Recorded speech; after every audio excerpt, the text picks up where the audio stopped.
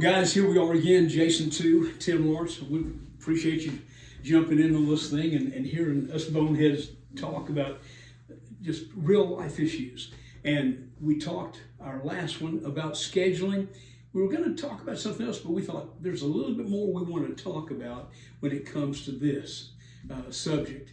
And so, Jason, kick us off about this thing about scheduling and what else we want to talk about. Well, I think the biggest question is do you need a schedule? You know, because like we're ADHD and we're running and life is happening to us and we're so pre-orchestrated. We have everything, and someone tells us we need to be here and we go do that, and it just follows in line with what we're already doing, and it all just seems to work out.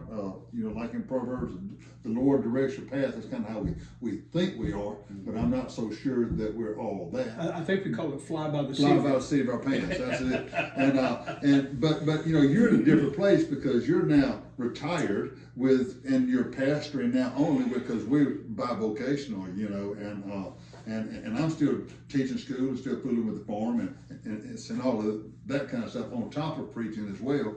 So our lives is in different places, and we're in a lot different places than we were 40 years ago as well. So anyway, I mean, you lead off what you do. Well, I'll tell you this. I'm speaking truth for me. There's freedom for me, not everybody else around me, in running by the seat of my pants. Because then, but I interfere in everybody else's lives. Right. There's got to be structure. There has to be. Sure. And I'm telling you, you know this about me. I'm not a structured guy. I'm organized. Jason's organized when it comes to. My wife says I'm not. Yeah. I didn't mean to lie right there. Yeah. But anyway, I try to be as organized. You know this as well as we do. Your life, when it has structure, when you know what you're going to do from the day you wake up to the time you go to bed. What's the first thing you do in the morning? Me personally? Well, I have my quiet time. Okay. What is that? What is quiet time? It consists, well, for me, it consists of, I have a prayer schedule. I pray for something different every day.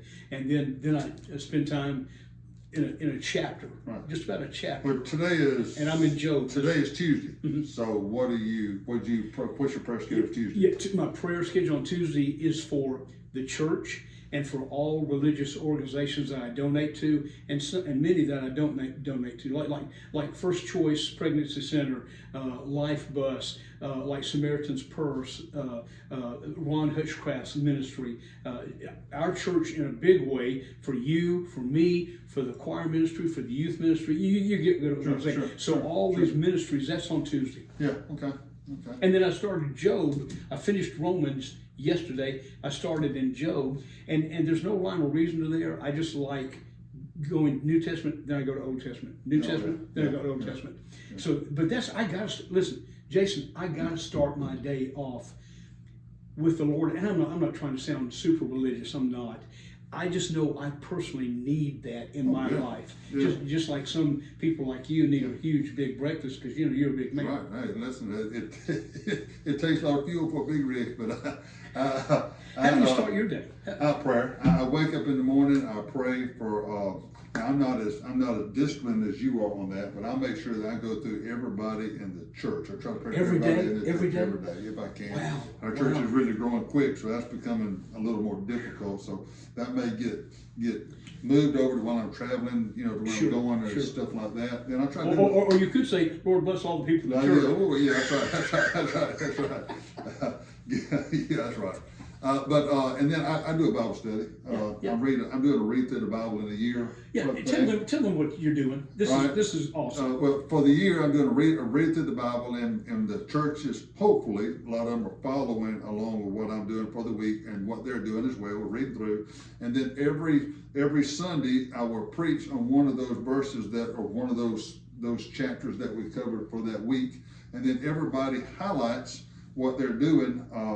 What they read and what they like, and then they've got it preset that year of who they're going to give that Bible to within their family or their friends or somebody, so they can have a personalized Bible that someone has prayed over, made notes in, or a separate journal that they keep, and that way they can know they were loved, they were thought about, they were prayed about, and they can also have insight like I'm a grandfather. You know, I can give that to the grandkids or to my children or something like that. And it'd be extremely cherished knowing that you spent all that time with that. Now you're going to hand that Bible off to them, and that's good. Yeah, but then they're gonna read it. They're gonna say, "Oh, I didn't know he was this bad." I didn't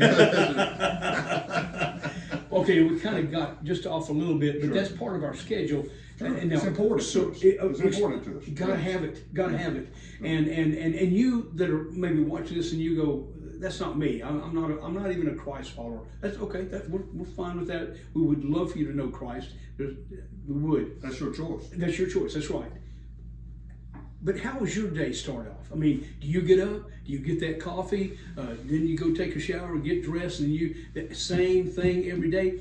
Are you that structured? Because if you're not, this is what we want to talk to you briefly today. If you're not structured in your schedule, you're going to go shoot off here and shoot off here and shoot off in all kinds of ways. You need bullet points, I believe, of what you're going to do. I think you need bullet points for long-term goals. I think you need bullet points for your family. Obviously, for the Lord, you need to start off with that. And for your work and responsibilities. And somehow or another, I'm not saying you budget your life, but you do put it within a budget because a budget is something that you work off of and you have to change and have to manipulate and stuff like that. So I think our schedules are much like that the same way. Yeah, no, I like that.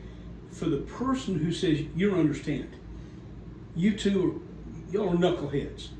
I've got too many things going on in my life. Read Ecclesiastes 4, verse 6. All right, I'll read it here. I tell you, I'm gonna read 5 also. All right, it says the 5's good. Yeah, it says the fool folds his hands and ruins himself. I mean, he does nothing.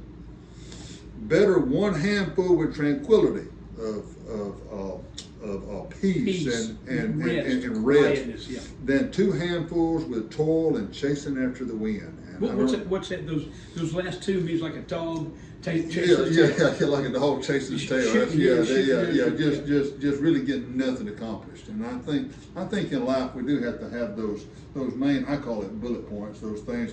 Just one word. I'm going to visit grandkids, or I'm going to do this on the farm. Specific things. You know what I found about me, and maybe you're like this too. Maybe you're like this. I don't know. I have found out many times I'll go, I just really don't have the time. I've got so many things going on. And then the Lord kind of thumps me on the head and says, hey, you make time for what you want to do. That's exactly right. Who's in charge of your time? You are. That's good. That's good. Well, I'm glad you brought that verse up. That's good. That's real good. Well, we hope these last two little podcast, what do you want to call them, speaks to you, and we hope that you can kind of get some structure in your life, these schedules. We have an idea what we're going to talk about next? I think we're going to kind of show up and do it. We was mentioning something just a little bit earlier, we could fly by the seat of our pants and not have a schedule. That's what our schedule is. We're going to fly by the seat of our britches. Hey guys, we'll see you later. Take care. Bye.